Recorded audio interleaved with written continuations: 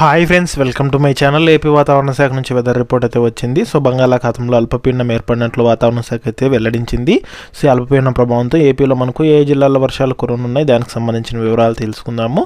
So మన ఛానల్లో daily weather updates అయితే వస్తుంటాయి కాబట్టి సో మిస్ కాకుండా ఉండాలంటే తప్పకుండా ఛానల్ని సబ్స్క్రైబ్ చేసుకోండి. అలాగే వీడియోలోని ఇన్ఫర్మేషన్ యూస్ఫుల్ అనిపిస్తే కనుక so me friends and family మెంబర్స్కి మన వీడియోస్ని అయితే షేర్ చేసి నాకు సపోర్ట్ చేయండి. మన ఛానల్ని రెగ్యులర్గా అయితే ఫాలో అవ్వండి. ఇక లేట్ చేయకుండా టాపిక్ లేక అయితే వెళ్ళిపోదాము.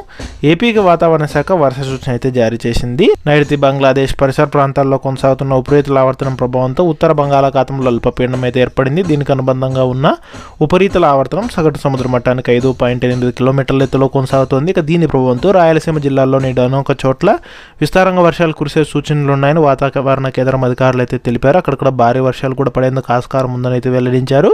ఇక కోస్తాంధ్ర జిల్లాలో నేడు రేపు అక్కడక్కడ తేలికపాటి నుంచి మోస్తరు వర్షాలు కురిసే అవకాశం ఉన్నట్లు వాతావరణ శాఖ అయితే హెచ్చరికలు జారీ చేసింది. ఇక దీని ప్రభావంతో ముఖ్యంగా ఏపీలో ఇవాళ పార్వతీపురం, అన్నం, విశాఖపట్నం, కర్నూలు, అన్నమయ్య, అల్లూరి సీతారామరాజు, అనకాపల్లి, నంద్యాల, కాకినాడ, శ్రీ సత్యసాయి, చిత్తూరు, ఏలూరు, వైఎస్ఆర్ కడప, తిరుపతి, ప్రకాశం జిల్లాల్లో కొన్ని ప్రాంతాల్లో తేలికపాటి నుంచి మోస్తరు వర్షాలు కురిసే అవకాశం ఉందని, అలాగే శ్రీకాకుళం, పశ్చిమ గోదావరి, నెల్లూరు, విజయనగరం, కృష్ణా, అనంతపురం, కోనసీమ, ఎన్టీఆర్, తూర్పుగోదావరి, గుంటూరు, పల్నాడు, బాపట్ల జిల్లాల్లోని కొన్ని ప్రాంతాల్లో తేలికపాటి వర్షాలు కురిసే అవకాశం ఉన్నట్లు ఏపీ విపత్తుల నిర్వహణ సంస్థ హెచ్చరికలు అయితే జారీ చేసింది.